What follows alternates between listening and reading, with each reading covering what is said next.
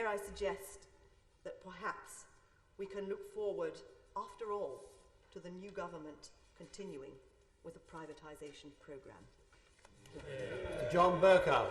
Mr. Deputy Speaker, it falls to me today to congratulate not one honourable member but several honourable members of this House upon their maiden contributions to our debates. And I begin, if I may, with my honourable friend, the member for Bromsgrove, who is not only my honourable friend in this House, but who is genuinely a friend outside of the House.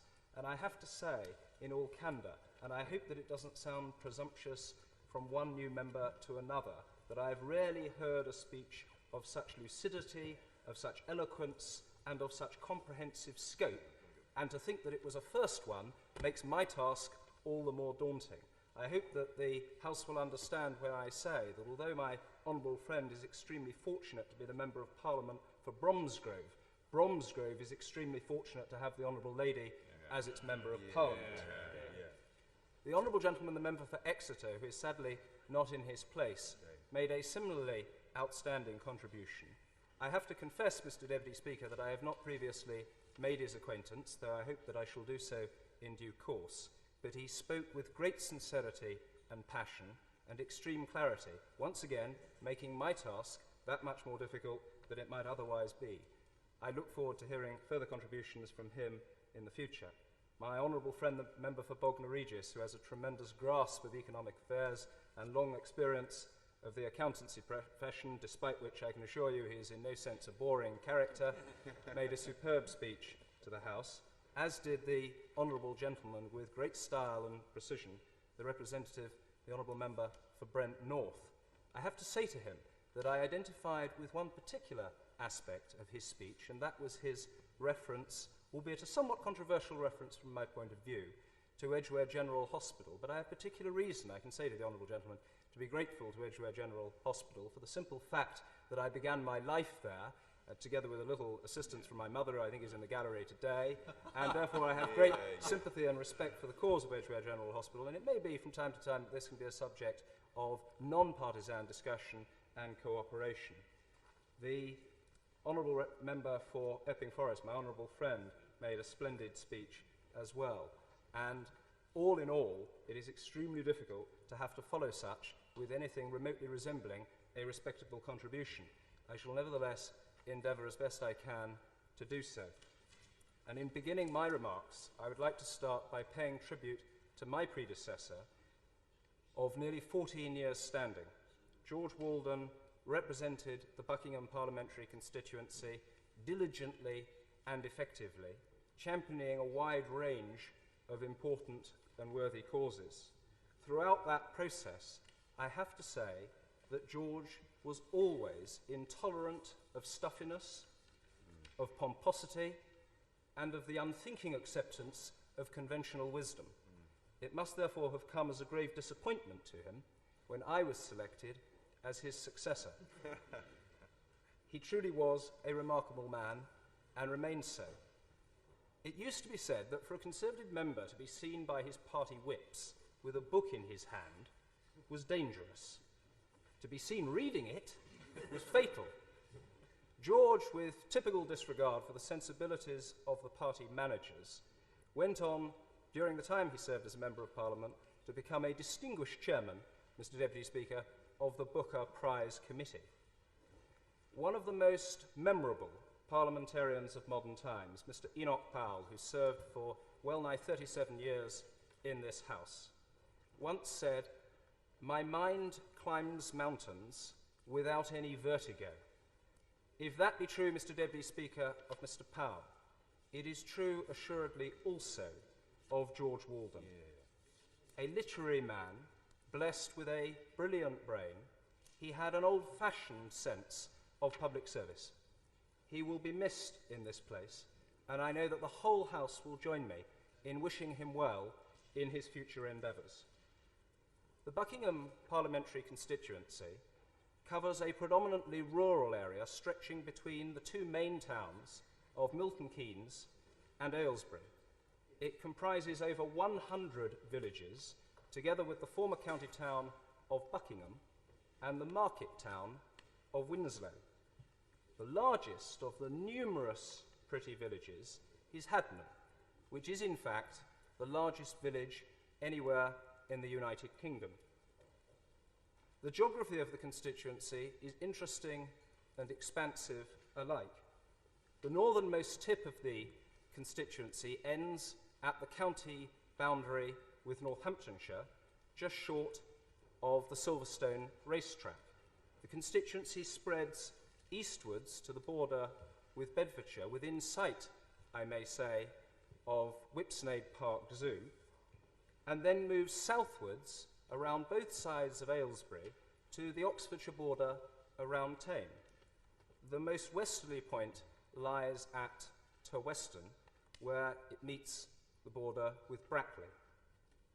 There are many tremendous and impressive attractions of my constituency, not least of which are the landscape gardens at Stowe, which is, of course, also, as many honourable and right honourable members will know, the home to the distinguished and famous public school of that name. Wadston Manor, Ascot House, Claydon House are all notable features of the constituency, as too are Mentmore Towers, which I can particularly recommend to my right honourable friend, the member for Richmond, should he wish to avail himself of some decent rest and composure in the period of the summer recess. But the Buckingham constituency, Mr. Deputy Speaker, though renowned for its grammar school, is home also to the once independent University of Buckingham, of which my right honourable and noble friend Baroness Thatcher of Kesteven is Chancellor. Given that my right honourable noble friend's ideas revolutionise the political agenda, not only of my party, but of the party opposite, and arguably also of the former Soviet empire, it gives me particular pleasure that the university most closely associated with them should be cited in my constituency. For I have to say for my own part that my right honourable and noble friend is not only the finest British peacetime Prime Minister that we have had this century, she is also the world's greatest living statesman. I reflected upon my right honourable and noble friend in preparing for this maiden speech, not merely in the context of her chancellorship of Buckingham University, but of the fact, of which I am immensely proud, that it was by her example and leadership that I came first to join the Conservative Party and to become active in its affairs. For I was struck as a teenager in the sixth form at my comprehensive school in the Finchley constituency by two phenomena. First, a feeling of absolute disgust at the desperate and pitiful state to which successive governments of both colours, but particularly the depredations of the last Labour administration, had consigned my country. And secondly, I was struck by the belief, a passionate and ingrained belief, that my right honourable and noble friend, now Baroness Thatcher of Kesteven, had the vision and leadership to take this country out of the trough and forward to more prosperous and harmonious times. I would politely submit that I might on that occasion have been proved to be right. For as a result of the leadership of my right honourable noble friend, Baroness Thatcher, and during the tenure also of my right honourable friend, the member for Huntingdon, dramatic accomplishments were set in place. We achieved record prosperity at home.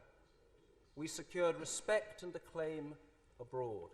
And above all, more significant even than those achievements, we rediscovered for ourselves that sense of self-belief, of self-faith, of conviction that we could go forward, which for so long seemed in the post-war period to have deserted us. Conservative governments bequeathed the finest economic inheritance imaginable to the present administration. I'm sure the minister on the front bench would be ready, at least in part, to acknowledge that some good was done during the period of 18 years of Conservative government. And it seems to me that we left the best conditions: low inflation, falling unemployment, cheaper mortgages, a prosperous industry, growing competitiveness, and the capacity at last to hold our heads high in the world. It also ought to be said, and I say this in no spirit of hostility or confrontation with the government, but simply in order accurately to establish the record, that we left this country's finances in good shape. A certain myth is now gaining ground about this, but the reality is that the public sector borrowing requirement over the last 3 years has been halved as a proportion of gross domestic product. So the Right Honourable Gentleman, the Chancellor of the Exchequer, and his Right Honourable friend, the Prime Minister, were very fortunate to have come into office at this particular time with a thriving, free enterprise, deregulated, competitive economy, the like of which we have not seen in this country, certainly in my 34 years on this planet. What then has the new government done in the 2 months in which it has held office to sustain that or to add to it? Well, I begin in an appraisal of the government's record on a generous note, because I think it is right to acknowledge that the 2 reductions in corporation tax, the cut in the main rate and the cut in the small companies rate, are extremely welcome. They are good for business, they will be widely appreciated, and they should be the subject of all-party approval in this House. I would like to add that those measures and our reception of them would be doubly well received if, in fact, ministers had been prepared to acknowledge their past failures when in opposition in resisting such measures. But I suspect that that probably is merely the naivety of a new member in expecting quite so much from members of the government. But it would have been nice if they'd been prepared to acknowledge that throughout the 80s and much of the 90s, we were right about corporation tax and they were assuredly and manifestly wrong. Nevertheless, they've done well on that front and they deserve praise for it. What has followed since, I regret to say, cannot be similarly applauded. We witnessed in the budget on Wednesday no fewer than 17 new taxes, the yield of which can be anticipated to be in the order of £18 billion over the next 3 years. 17 new taxes. I have to say, even though it is normal to make non-controversial speeches, Mr. Deputy Speaker, upon this occasion, that does appear to me to constitute quite the most breathtaking act of betrayal visited upon an electorate by an incoming government in living memory.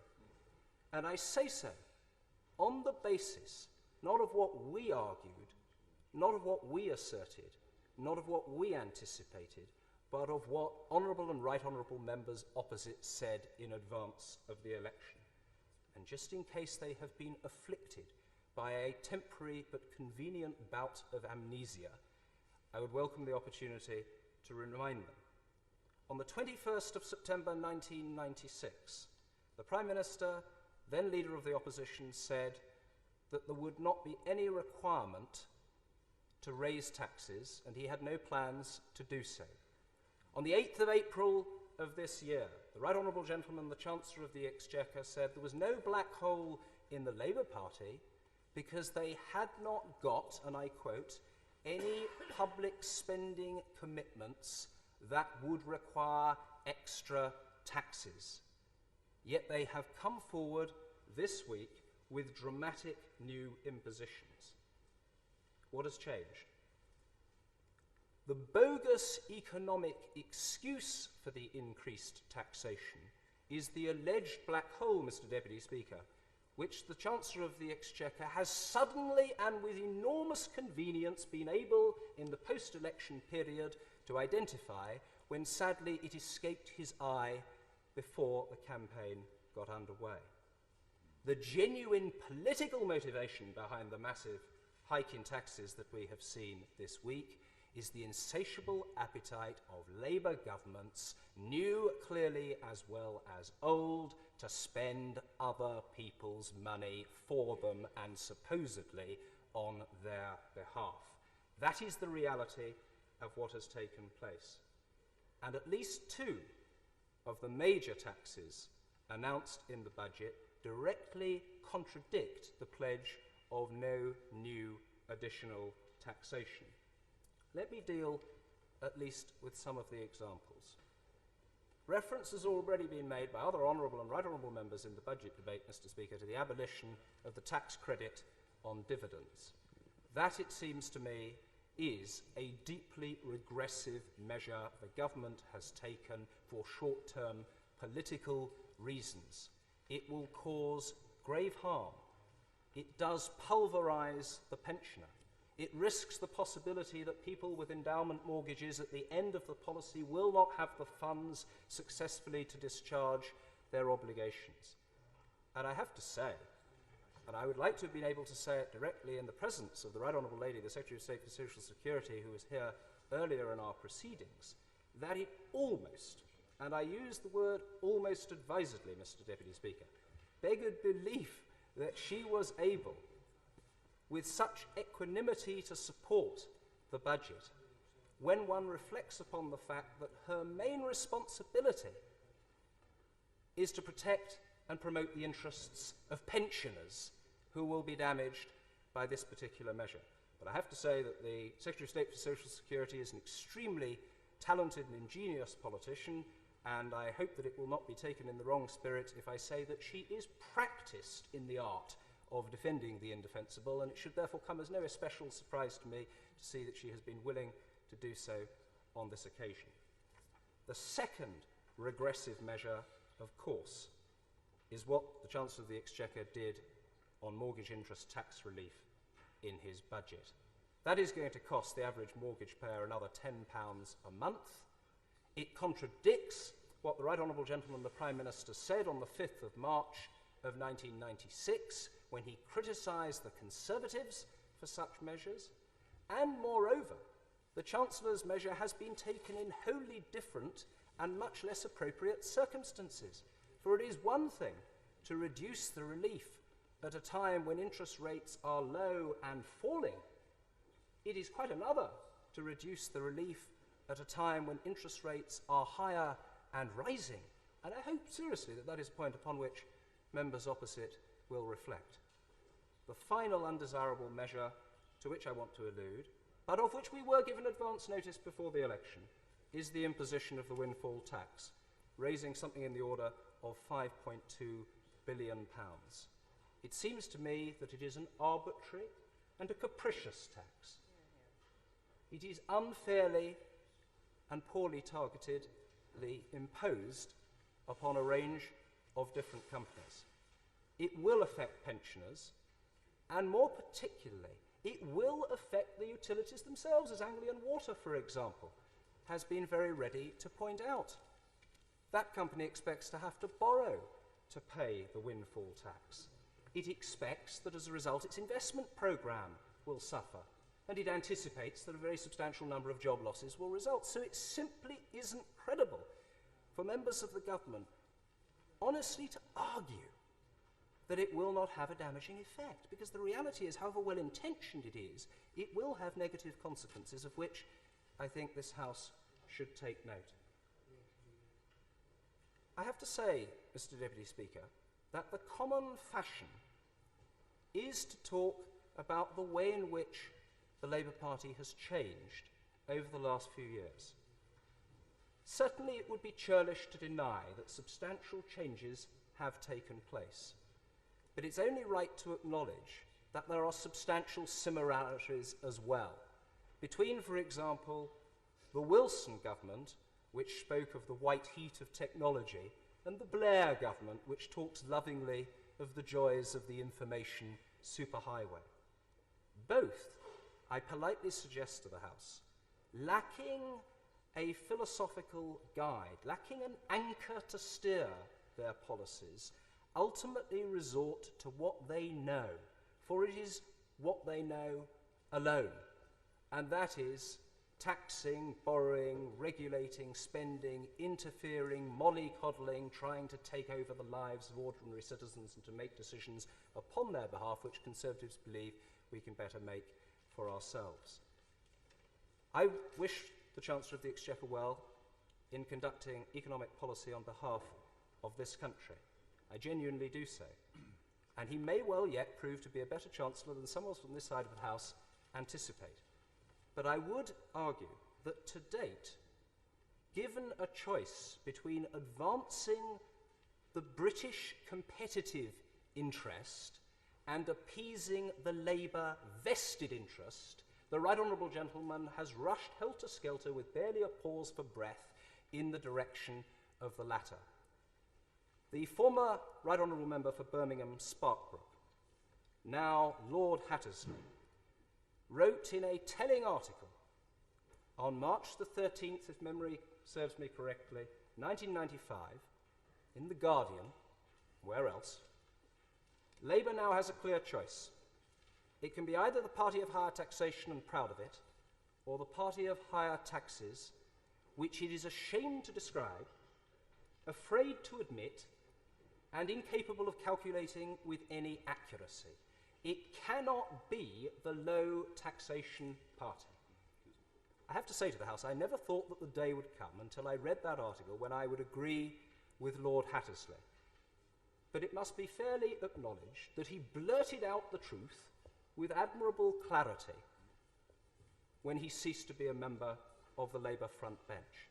That, I suggest, is a telling description of the truth of Labour governments once they come to apply decisions, to make choices between different alternatives. Tax, spend and borrow. That bodes ill for this country. I hope they will reconsider their position. I doubt they shall.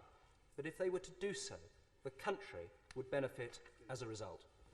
Good night, Davis.